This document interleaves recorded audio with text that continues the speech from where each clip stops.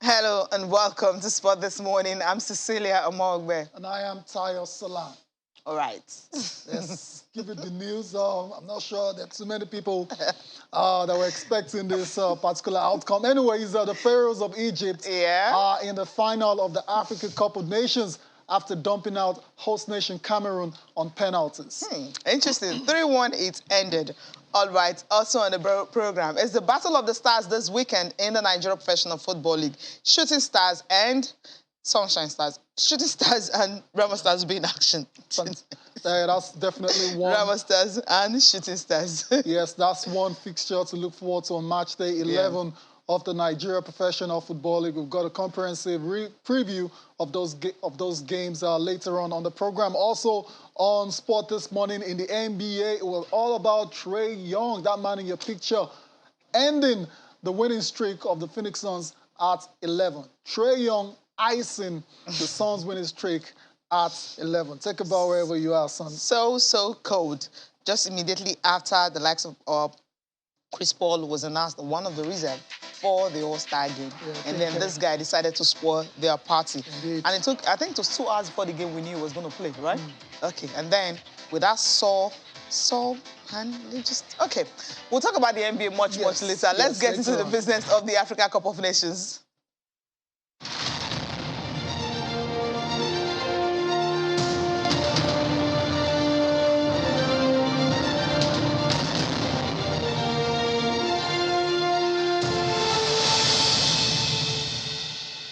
Welcome back. It's time to talk about the Africa Cup of Nations, the second semifinals that went down yesterday. Cecilia, let's take a look at the results. Somehow, if you missed it, I don't know what you were up to. Could be caught up in traffic or something. Yeah, but that's the scoreline. Yeah. It ended goalless, as a lot of pundits predicted. It was going to be always a tight, keenly contested matchup between those two sides, the most successful teams when it comes to AFCON history. It ended goalless and went to penalty shootout, and that's where Egypt prevailed after 120 minutes and penalty shootout to win 3-1 to reach the final of the Africa Cup of Nations and sending host nation Cameroon back home. No, they're not going back home because they're home already. Anyways, they still got third place to fight for on Saturday. The goalkeeper, Mohamed Abu Gabar, also known as Gabaski, was the star of the show, was a hero on the day, saving 2 penalties for the Pharaohs. And Cecilia, one of those, or a couple of those penalties were just off it. I mean, Cameroon converted just 1 out of 4 kicks. I mean, he blocked the 2 strikes, yes, fine. But Clinton missed his attempt, and of course, that Clinton's attempt was like, should have brought them back into the penalty shootout. Could have kept them alive. But then he just played, I don't know where it was, blazed it to Limbe or somewhere. Yeah, but it was terrible, really. It was really terrible. And now, Egypt will be looking for how they will extend their title to 8th. They're facing Senegal in the final on Sunday. Now, for the Cameroonians, I thought they had more of the chances. They had glorious chances to really win the game. They didn't need to wait to this penalty shootout at all. But somehow, I mean, Vincent Abubakar, it can be, I don't know, the shooting boots wasn't there, right there at that stadium. Maybe that's what happened. But somehow, Egypt had just 1 shot on target. Cecilia, you're spot on in terms of Cameroon having the better chances, especially in the first 20 minutes of the game. They had a couple of very, very good chances, glorious chances that perhaps if the ball had fallen to Vincent Abubakar or Kyle Toko, they could have scored. But it fell to a defender. I remember one right in front of the goal, about 6 yards out. Yeah, blazed it over the post. They hit the bar as well twice, Cecilia. So they'll be ruining their chances. They missed chances this morning. So many. Cameroon, because they had no reason going into penalty kicks for this game. And from the onset, you could just see the way the Egyptians set up. The Egyptians looked like they wanted the penalty kicks yes, right from they the were blast playing of the whistle. for it. That's what it looked like. Even when at the time when Mo Salah ran it off Onana and trying to score, I'm like, I thought he could have, made that count, but somehow it just wasn't to be. Apparently, they prepared for 120 minutes and also penalties. And Cameroon were thinking they can nick this before it gets to that level. Because Egypt haven't been, apart from if check all the games, against Morocco, went to penalties, against, they beat Morocco very well.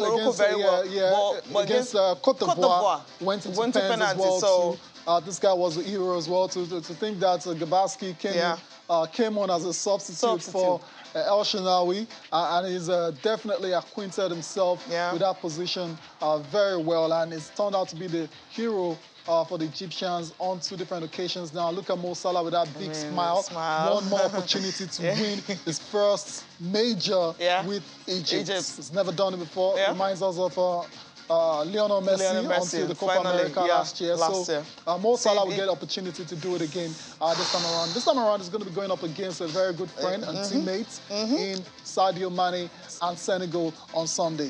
So it simply means it's going to be a Liverpool contest on Sunday, right? That's what it is. All right. It's the Salah and Mane final at the little tournament. Battle of the Reds at the little tournament. Yeah, you know who said that, right? Yeah, I know. Klopp is still waiting for his players to come. I'm sorry, they're going to stay till after that. I believe when they come back, he's going to give them 2 weeks off. Break. Another break. 2 weeks. If only knew that. He wouldn't have mentioned the little tournament. I think it's actually getting to see that this tournament is not little. So it's the biggest. In fact, one of the biggest in the world, and it's the biggest in Africa. We all know that. So put some respect. Put some respect on that name going forward. It's been an awesome 2 weeks of amazing, incredible football. We've seen so many stories, giant-killing stories, fairy tale runs. We've seen disastrous sighted defenses coming from Algeria. Name it, everything you want to see. And we've seen a team who scored just 1 goal getting into the round of 16. They are in the final. I've seen so many incredible goals as well. So the AFCON, of course, is only going to get bigger. Spectacular. Spectacular. And I hope and pray it remains in January, February. We're not going to bow to a FIFA pressure or pressure from European bodies. But then this is Africa's tournament, and this is the weather that's good for the nation, for the continent, and this is how we want to play the AFCON. Yeah, I see what you're saying, but the next AFCON in Cote d'Ivoire is already in the summer. So what are you going to do about that? Can we? Okay. Can you bring it back? All right, we can bring it back. let's for Cameroon. Cameroon, yeah, fine. Yeah, Cameroon, the fans, the players as well too. Of course they'll be very sad, very disappointed with the outcome of that result. And one of the players that we gave his all, everything. He left everything on the pitch, but it wasn't meant to be. I'm talking about Andre Frank Zambo Guiza. That's a mouthful. Yeah. He's been reacting to Cameroon's house star from the Africa Cup of Nations. Let's take a listen to him now. I just want to say that this night we play with heart, and we didn't win. We are so sad about the result, because for me the best team didn't win, and I can say that we was better than Egypt this night, but we didn't win. I'm so proud of my teammates, because they gave their best, and this night we didn't win. We just have to forget about the result, because now you have to be focused, and then the next game, because it's coming soon. We have to play against Burkina Faso on Saturday, and after we have the qualification for the World Cup against Algeria, and we have to think about those games, because now it's finished for us. The AFCON is finished for us, and we wanted to win this competition, but sometimes we have to accept that we can't win, or we can't always win. It's painful. It's trying to find words to express himself. Yeah, really. They waited for 50 years to host the Africa Cup of Nations, and they were thinking they're hosting, and of course they will win. Good opportunity. But then it wasn't to be. Now let's take a listen to another fan, obviously, who is disappointed with the loss. Okay, the match was a very nice game from all the 2 teams, and the Cameroonians have given all their best. They have played very well. And I don't see anything when it comes to penalty. That's where lucky come in. So the Cameroonians have played very well. They have a very good team. And I can see at the level of the coaching, we have a very good coach that if we continue with this very team, I hope we're going to do better in the World Cup in Qatar.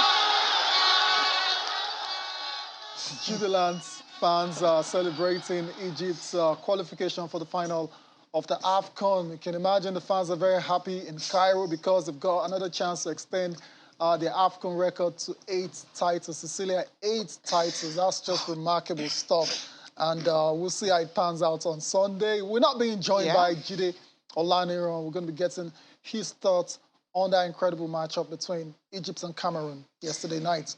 Good morning. Good morning, Tayo. Did I hear you say incredible indeed? Yeah. Jide, good morning. Cecilia. Okay, you know, after Super Eagles of Nigeria beat Egypt in the very first game in the group stage, do you ever think that they would be in the final? Wow. I didn't really think about who was going to be in the final. I was just enjoying every bit of the game. But for them to have, that shows that, of course, they were one of the favorites. Yeah, let me give it. There was a data. Okay. Yeah, there was a data before the tournament, and they were one of the favorites. So I shouldn't be surprised. But at the group stage, we didn't have Egypt. One thing that your first team, nobody wants to lose their first game in a tournament, especially when at that group stage where you have only 3 chances. Yeah. You want to start well, and I think what the victory of Nigeria against Egypt did to Nigerians was able to put the Super Eagles in a better psychological frame of mind than the Egyptians. And the hallmark of a team that will go places is when you are able to come back from. You know, when there is adversity, exactly, when there is a flip or a slip and you come back. So I think that is what we are seeing gradually from this Egyptian. Look at how they've been able to grind. Whether it's nice or not, whether it looks good to your eyes or not, they were grinding. You look at the way they started yesterday. Yeah. I didn't believe that they would be able to even hold the Cameroonians for 90 minutes. Yeah. 120. And then even 120. Let's even say that the first 90 minutes, when it got past 90 minutes, man, I said, they've tried. Whatever happens now, I know they won't, because the expectations of North African teams are always very high. Even if they have a scrappy team, they just want to go there and see what they can do, just like Tunisia too. But when they got past 90 minutes, I said, man, they've got an edge, really, by going to the 120. I said, well. I wish I could see Bada's face this morning. Okay. Why is that? Cameroon 2-1, remember? I didn't forget the prediction. Yeah, anyway, so we're down to 2 teams from 24. 24 started this competition. We're down to 2. Exactly. Egypt and Senegal on Sunday. So by the time we come back here on Monday, we'll be talking about the champions of Africa. Exactly. Are we going to be having a first-time champion or 8-time champ? That's to you now. That's good. I'm asking you. That's really. that's another one. But for me, sentimentally, I really want Senegal to win it. Yeah. But you know, with the way the Egyptians manage their game. The way their game management is... Come on, it's Carlos Queiroz that is the coach, so... Wow. Now I see why he was very... he was annoyed or he was agitated right from the game against Nigeria because he felt that we had set up this team to manage whatever. And that's why you should see they played better in the second half against Nigeria. Yeah. And that's always... When they don't play well in the first half, watch out for them in the second half. Just like yesterday too. First game they were sitting back, soaking pressures, and once in a while they came out and they were growing, and that's teams like that. And you see, one other thing is that it's going to be very... I think the final will be won on the bench. Really, what it will be at the spur of the moment. Spontaneity is going to be the hallmark of that game because you've seen how the Senegalese team also started. You know, how can you, a team that just scored one goal to progress into the next stage? They've scored a penalty 8 now. 97th minute. Exactly, against Zimbabwe. And when you look at that particular group also, you give it to them. You know, the Guinea progressed from that team, Senegal as well as Malawi. You know, you could look at the way those teams were playing. So I could cut them some slack. So talking about the Senegal, but on Sunday, it's going to be one from the bench. Maybe one substitution that will make the difference because I can see that the two sides also are... exactly. The two sides play each other very... They play almost like KG. They always on... Maybe we might see an end-to-end. They might open the space, but I see whatever any other manager is bringing, I feel that they are capable. And at the end of the day, maybe just one error and, you know, finally, it doesn't have no tolerance for zero margin of error. Yeah. So if you do that, so who is your money now? My money is going to be where I'm going to put my money where my mouth is and where also my heart is. Okay, and you know where my heart is. So you said now that the game is going to be won on the bench. So on the surface, Carlos Queiroz and Ali Cisse, there's only one winner. Exactly, there's just only one winner.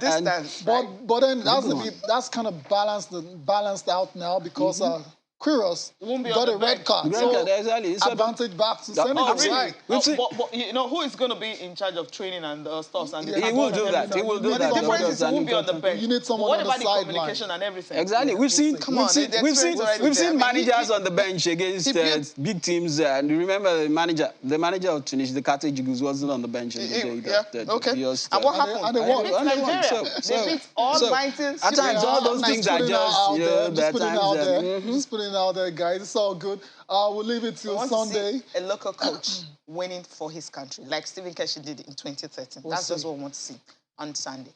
Yeah. Speak for yourself. Okay. Here's what is Mo Salah. So we have to end the AFCON segment here. But then you guys can talk to us on our Twitter handle and tell us what you think. Liverpool.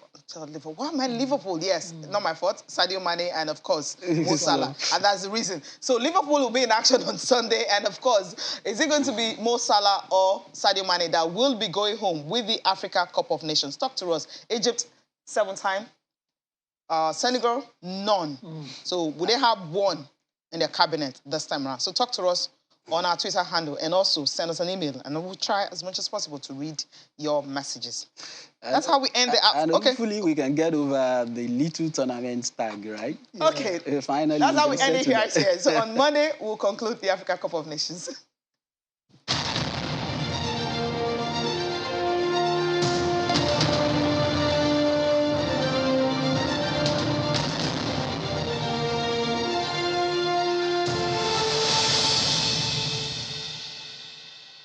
All right, while the Africa Cup of Nations is going on, the Falconets are trying to qualify for the FIFA Under-20 Women's World Cup. And on Saturday, they will be facing the Lioness of Cameroon at the Abuja National Stadium. So for the first time, they will be playing in Abuja. Yes, all their games the games they played before was in Lagos. And so far, after 3 games, they scored 15 goals. But then they need to cross the hurdle of the Cameroonians to be able to get into the final round of qualifiers. But we'll be talking about the Falconets. That will be after this break. And the coach, Christopher Danjuma, will be talking to us.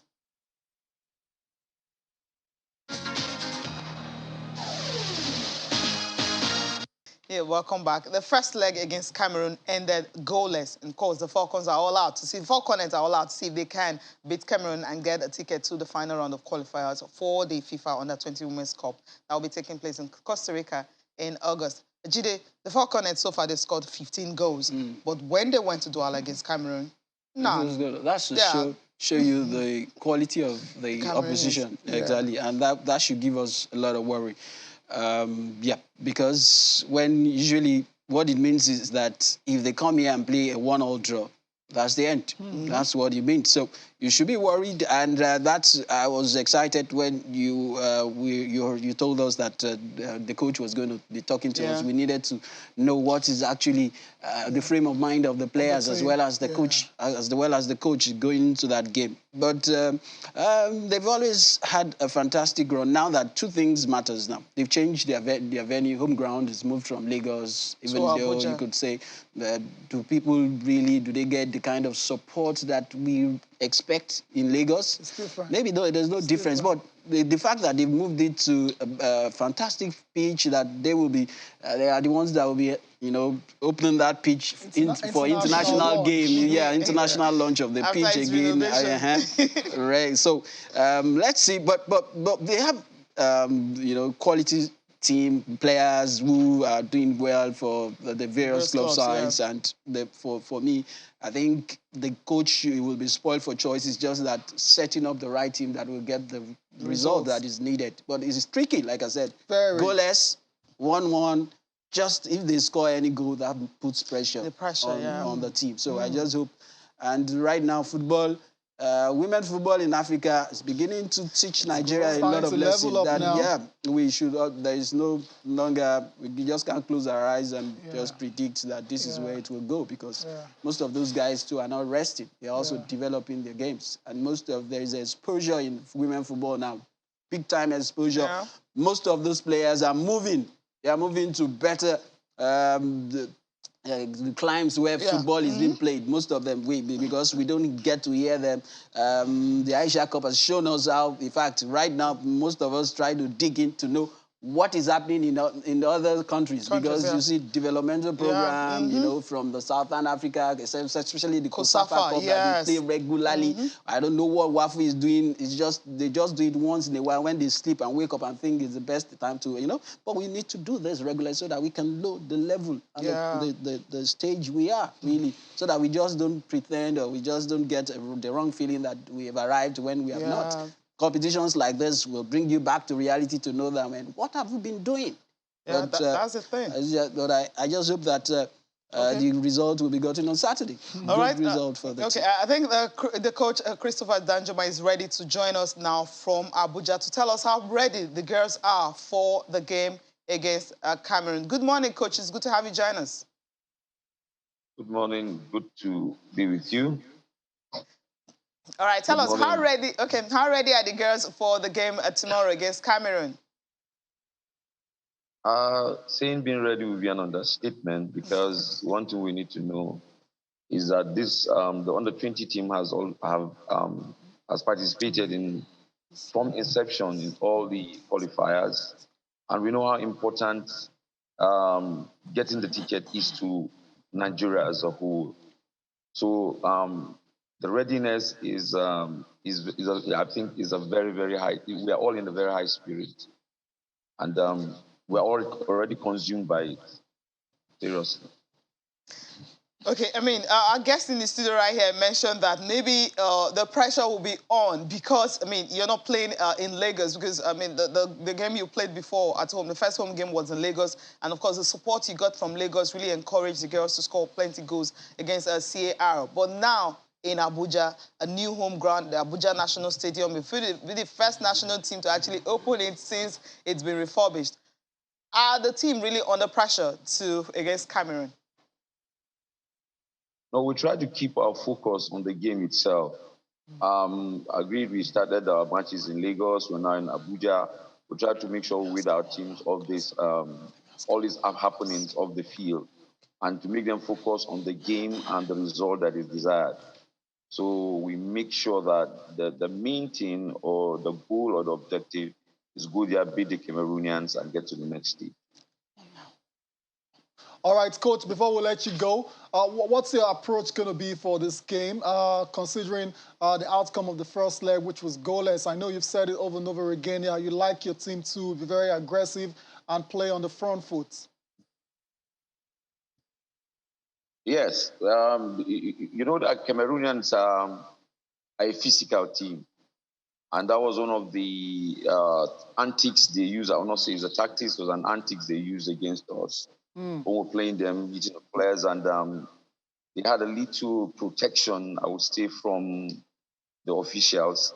But we have also devised a means that it does not become a hindrance or any slowing part again in this match. So that is how we're going to approach it. That antics of theirs and that prowess of theirs of being very physical compared to us in Nigeria where we need to play the ball. I think by the grace of God, we have developed an antidote for that. Nice. Good to hear that, Coach. We want to wish you all the best for Saturday. Hopefully the Falconets can advance into the final round of qualifiers for the Under-20 Women's World Cup. Thank you for your time. Thank you very much. You're welcome. All right, guys, talking about the new home of the national teams in the country, let's talk about the Abuja or the MKO Abiola Stadium, which is now being renovated. The pitch, the main bowl is being renovated. We're going to see pictures are coming from the inspection by the Honorable Minister as well as Africa's richest man. Africa's richest man, who's responsible for the renovation. And Jide, from what you've seen, looks good. Looks good to the eyes. And we will. It's going to have the first feel of an international launch tomorrow. That's on Saturday. We will get the feedback from the players because we can also because we are not going to be playing on it anyway. We're just going to be watching. We just see it. So we will get the feedback and see. But the way it took a lot of time, you know, a lot. They had to spend more time, money. About $1 million has been expended according to to get this job done, and that's massive money. So I think it's good, and it's not only for the Falconets. Also with reports that that is where the Super Eagles will be using for the playoffs, and for the quality, good size, and But the good thing is that. We need more of this kind of, you know. I mean, the Katsina Stadium, of course, across. We need more of this. Yeah, and that's why we all commended the Adopt talent campaign initiative. Adopt campaign, not for athletes as well as facility, ground, whatever. That's it. So that's good, Cecilia. From what we're seeing, the pitch looks good, lush, you know, pristine condition. So that's sorted already. Then what about the angle of the maintenance? The maintenance, of course. They got 2-year maintenance, so it's also part of the contract. Fantastic. Then what about the fans, the support that is very needed for our teams to do well when you're playing at home? The home advantage is real as they come. I think you've been to Abuja to watch games Fingers before. crossed. Really, I don't understand. Get that. This idea, maybe, you know, I've been to this particular stadium too. I know where it is. People complain about the location. But I don't think that should... It shouldn't be a problem. That shouldn't, you know, debar us from being part of, you know, especially football, if we know that we're passionate about... It took 3 chartered flights by the Egyptians to convey 2,000 supporters to... That shows how... You know, passionate they are about their national team. So you're passionate enough. Abuja is just around the corner here. I've seen, but it's good. I've seen, you know, when you look at, you know that Abuja, of course, we call it the Federal Capital Territory, and you know, when you look at the geopolitical, the zone it is or the location, it's very close to the northern part of Nigeria. And I feel that. The support for football in that region is also massive too. When you look at Plateau, for example, have you seen their games? You see a lot of people that come to the Kano and all that. So if we have fans with that kind of, you know, the passion, I think, why can't they feel the national stadium of Abuja Stadium? Okay, so let's round this off now and quickly go to the Nigerian Professional Football League. And of course, the news coming from LMC is that Dakada will have opportunity to face Kano Pillars on their home ground. So maybe they'll start getting results. But let's just quickly take a look at the games for this weekend, match day 11. Yesterday's first. Yesterday's first, yes. Okay. MFM. Why am I not in a hurry to really talk about that? MFM, yeah. They promised at least a point in Gombe. And what happened? They got beaten. I mean, not even 1 point, but 3-0. It's a rough time for MFM, and you just struggle to see how they're going to come out of it. The good thing is there's still enough games to play before the season is over. It's still enough games to play, but at least if the result is so woeful that you don't even know where to start the surgery from, or just to start building, because right now, you might say it's still a long road to travel, but you don't start well like this, because starting is also part of it is part of the marathon. It's a marathon too. You start well, but the way it's looking like now, and we heard that there is a change in personnel. They've announced that there is a new coach. There is even the management of the team has been reshuffled and all that. But the thing is that if there had been if you have good players, yes, if the foundation, let me say, while they were doing their preseason work, preparing for the season, if they had done the right thing in terms of recruitment, maybe we wouldn't be where we are right now. So they will have to wait for the mid-season to even do anything to this team. All right. So I don't know how the plan to do that, but that means something is majorly fundamentally there's something wrong with the fabric of the side. And exactly, the earlier they get a hand on this issue, the better for them. Right, other games. Okay, now let's take a look at the games for this weekend. I just want to just say this, like they're so bad. They've got less points than games played. 6 points, 10 games played. Minus 14 GD. Let's go. Okay, Abia Warriors and Nasarawa United will be in action. Dakada will welcome Kano Pillars on their home court. Heartland and Gombe United. Gombe after that 3-0 thrashing of MFM. Yeah, they're on fire. Kwara United and Lobby Stars will also be in action this weekend. Other games include MFM will welcome Aqua United, who want to do everything to get all 3 points after their draw at home. So MFM also, watch out. Niger Tornadoes and Katsina United will also be in action. Plateau United and Rivers United. Will this be where Rivers United will drop a point? Plateau United went away from home to get those 3 points. They're looking good, and they're looking fit and everything. So Rivers United... That's that game. That's that game. You got to watch out for it. Then Remo Stars and Shooting Stars. Yes, that's the game for this weekend for us. Yeah. And you have Sunshine Stars and Aimba also in action. And Wicked Tourists and Rangers. Rangers lost at home. We'll see what they can do against Wicked Tourist away. Now, Remo Stars and Shooting Stars. Battle of the Stars, GD. The Stars, okay. which of the stars, yeah. Well, this is for Remo Stars, you had to lose a game, rather, not dropping. You had to lose a game. And I don't see them losing to these Shooting Stars today, even though Shooting Stars got a fantastic result. They've been on a winning run too.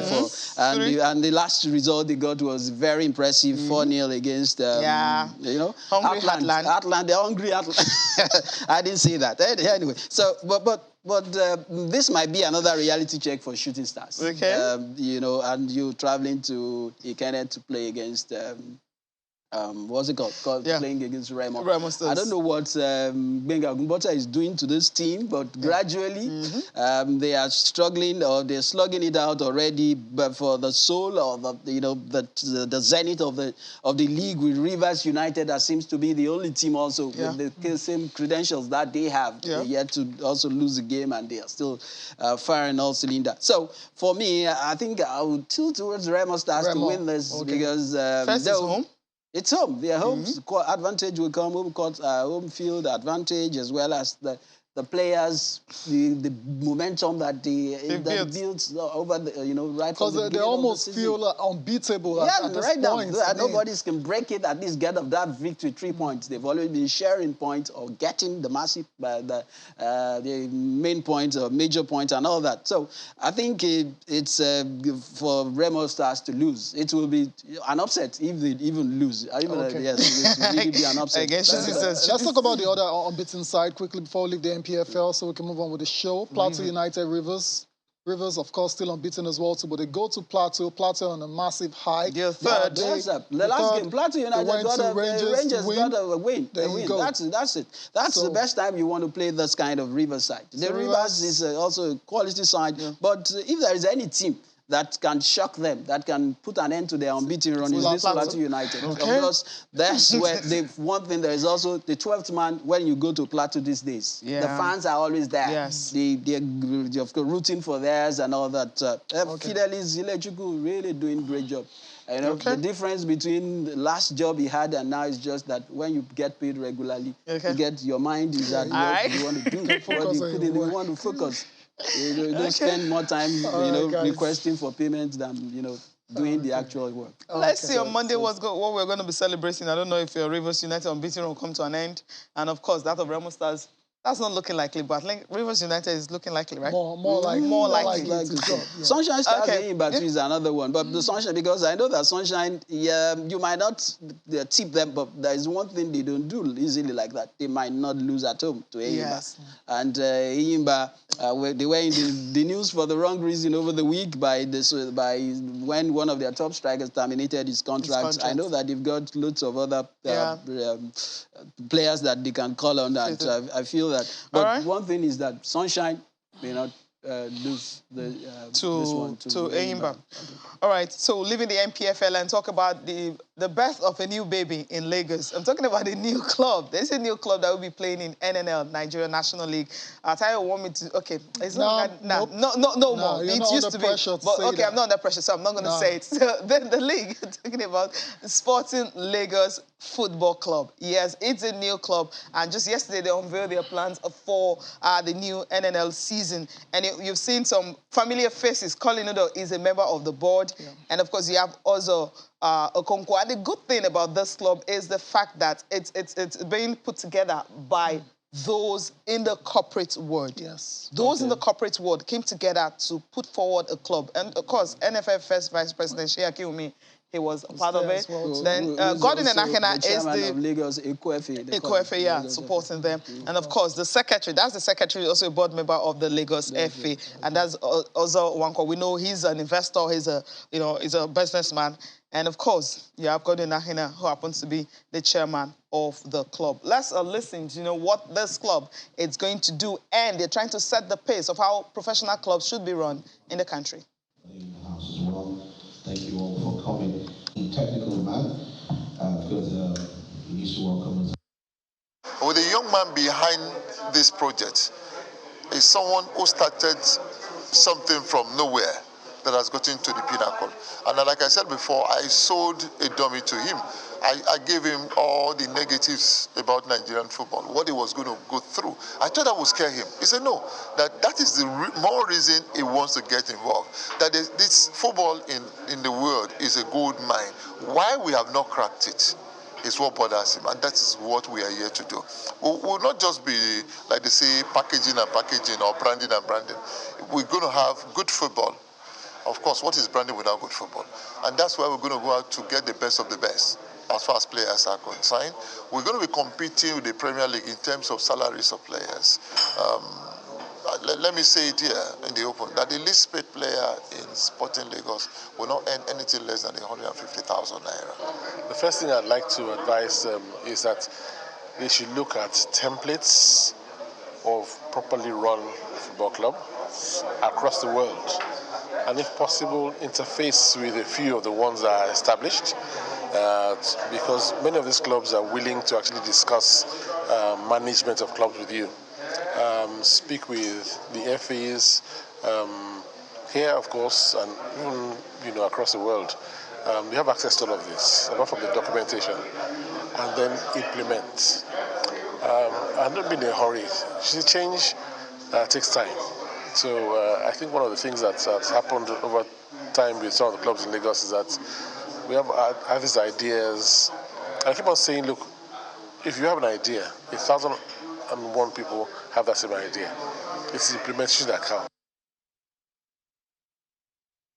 Good idea is implementations that count, and that's what Sheikh Akiwumi, the message is sending to them. Implement what you've planned and see how it will rise up to the top. And of course, it may just be one of the best in the country. Who knows? Yeah, who knows? Jide, another club to support in Lagos, right? Yes, that's it. We very soon we'll be spoiled for choice, because I like the idea, and the fact that I have at least one of the lead investor of the club is someone who run in the tech space. Yeah, it's got credibility, right? And they know what it means to do business. Shola Akinlade. So they know what it is. And the feedback I'm getting is that there are a lot of them who are also looking in the direction of sports, the ecosystem. They want to invest gradually. They've been outside the ecosystem. They love this game. They always announce, maybe while they were growing up, they were thinking, they were following a particular club and they think, why can't we do this in Nigeria? And now that they have money, they've been able to, of course, with time, they have money. Why can't they put the money where their mouth is? And it's good because I remember when he announced, the reaction that I got from some of their colleagues in that system too, that wow, great. Tech space, They've been tech space. Gradually, they want to pump money and they want to start investing. Good enough, it coincided with this week I was having a chat with a young man too in the UK who actually was fronting from some Nigerians that wanted to buy Newcastle some years back. And why didn't that? And I asked him that why. That I'm surprised because that was the first time he was going to be telling me that. And I asked him that, you mean that Nigerians had that kind of money that that they were looking for clubs like Newcastle, so why can't they have... Why everyone's got a right to do use their money for whatever they want to do, so that's fair enough, fair play to them.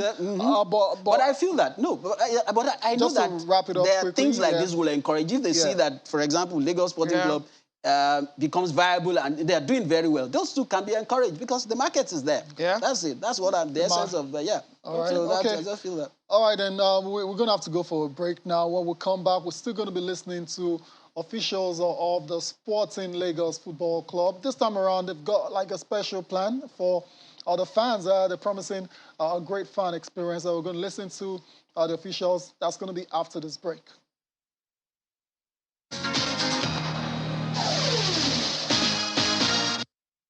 The vision was conceived because there is a need to take our experience from point A to point B. Clubs have come and gone, but we're here today because we have what we think is a USP that goes beyond the ordinary. We want to encapsulate and deliver a 360-degree experience. So on game days, we have game day entertainment. We have a very concrete plan and strategy for delivering a seamless experience.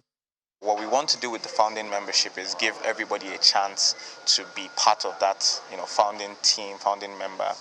We've opened it up on our website. So if you go to sportinglagos.com, you see a lot of information about why we're doing this. We're trying to restore some level of entertainment and some level of enjoyment into the experience. But beyond that, we're also giving people like us who are football lovers at heart a chance to feel like we birthed something.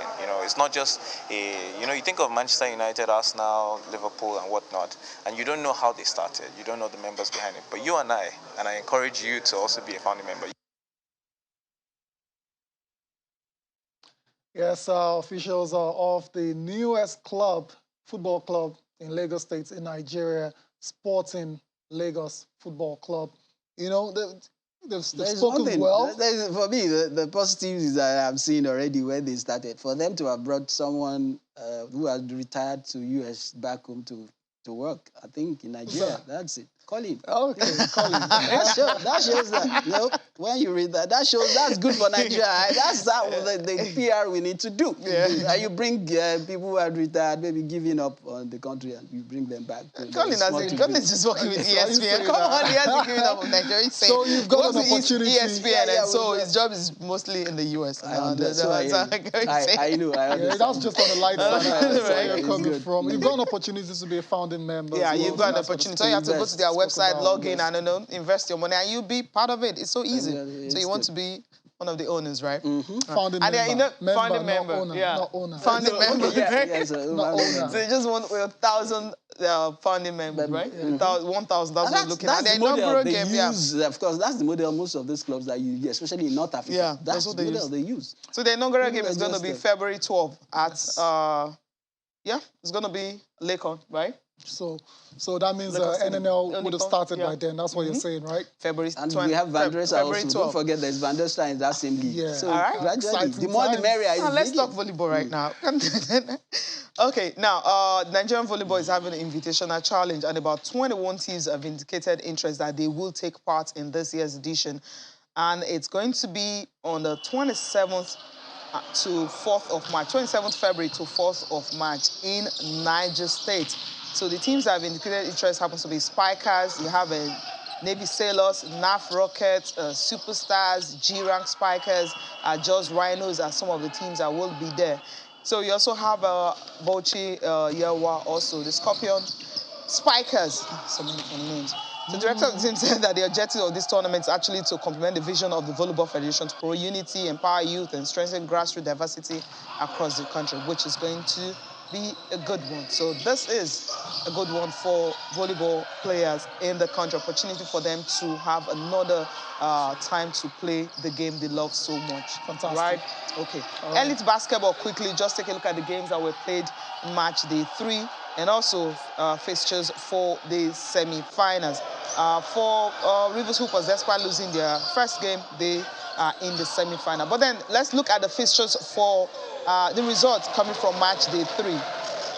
Lagos Islanders and Raptors, it was 65-64, and Rivers Hoopers and Thunder Warriors, Rivers Hoopers winning that 76-60, and Ebu Comet and Lagos Islanders was 53-41, Ebu Comet winning by getting 53 points from that. Coral Falcons and Unilag, it was 65-70, Unilag beating Coral Falcons by 5 points. And the semi-final fixtures is Lagos Islanders and Rivers Hoopers.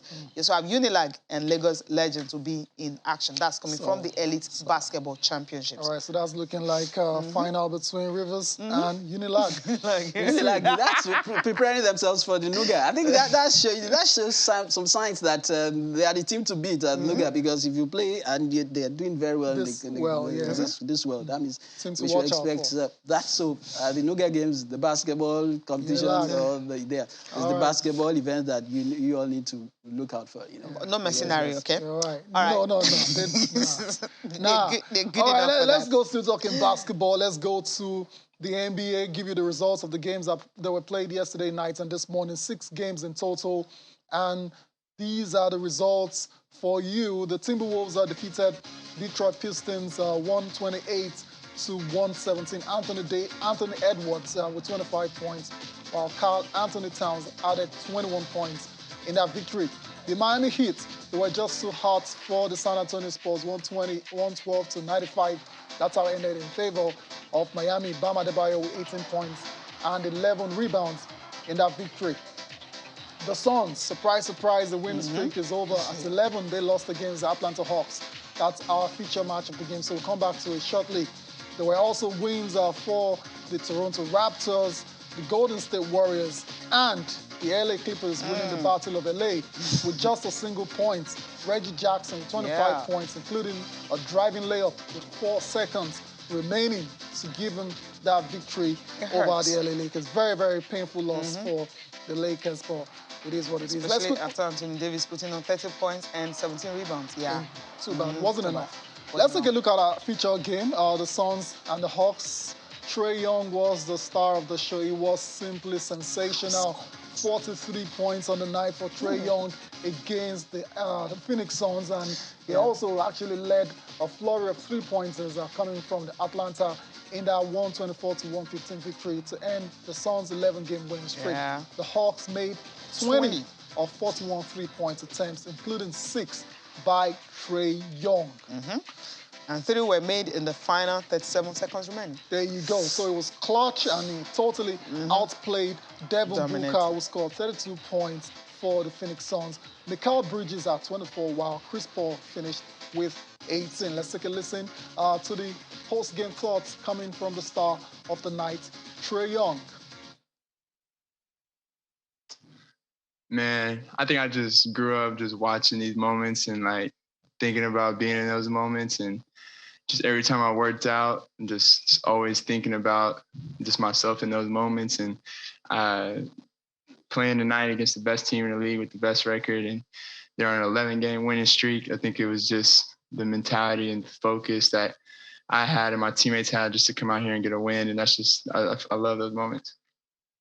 I mean, I don't necessarily think about it all often and all the time. I mean, I focus on my team and trying to win games. But I mean, if you look at it, definitely feel like, I mean, it's hard to guard a player like me who can get teammates involved but also score on his own. Trae Young just saying he's almost unguardable. I can score the ball and I can also get my teammates involved. Come on, guys. Stop me if you can. Yeah. Yes. Some years back, he will just be dreaming that someday I will be, you know, like he said, he was surprised. He's always been dreaming that someday I will be. Moments like this. And it's having a good one. And it's happening, really. So... And to note that just 2 hours to the game on him, we're saying they had a sore shoulder that he may not even be able to play. But now, that sore shoulder will not even prevent him from going up with 43 points on the night. That's ludicrous. Yeah. Anyway, top performers. Yes, Anthony Davis definitely showed out for the Lakers. It wasn't enough.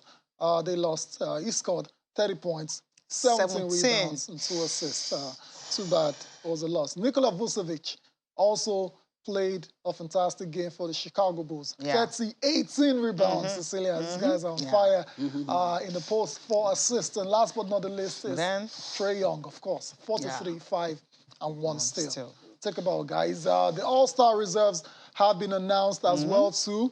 And we have the usual suspects in the East. Is Jimmy Butler, Darius Garland, James Harden, Zach LaVine, Chris Middleton, Jason Tatum, and Fred VanVleet. While in the West, Cecilia, Devin Booker. Yeah, of course. Luka Doncic. Yeah, Luka Doncic, Rudy Gobert, Draymond Green. You have Donovan Mitchell, Chris Paul, of course, Kyle Anthony Towns, all of them completing the reserve from the Western Pool. Okay, before we leave the studio, quickly, let me just see if I can read 1 or 2 emails and why not? Take some tweets. Okay, this one is coming from Warren Tyndale. It says, I really have this strong feeling that the title will be heading to the North. As unfair as it is to be on Senegal, who needs it more. The Egyptians were the only North Africans among 3 West African countries in the semis, and they survived to the final. They may just go ahead to win it. But again, will Senegal watch themselves lose back-to-back finals? They wouldn't want to do that. Exactly. However, it goes to one Liverpool player, and Liverpool definitely get the good. This guy's a Liverpool supporter. It's so obvious from all the things he's saying. And Ola Daudo says, Egypt has more hope than Senegal. My prediction, 2-1. So Egypt is winning 2-1. Why are they all giving it to Egypt? That's not nice, okay? And, okay, Noble Flyman says, for the fact that Aliou Cisse is locally grown and never won the AFCON, I will be calling the god of football to bless them on Sunday, and why I glued it to my TV as Egypt should please calm down. Then he ended with, tell Amaju, we won't accept anything less than the World Cup ticket. Come on. I think everywhere. Even the NFF chairman, president knows that as well. So he won't even accept anything less than the World Cup ticket as well. Umfam says, I see Senegal, finally we have a Senegal supporter. I see Senegal winning the finals in 90 minutes regulation time, knowing fully well the Egyptian coach will not be on the sidelines come Sunday. All right, we gotta go. Gotta go. Right. All right, Jide, thank you so much for coming on the program. Great to be here anytime, any day. All right. Thank you all for watching as well. Enjoy the rest of your day and have a fantastic weekend. I am Tayo Salam. I'm Cecilia Mogbe. See you on Monday.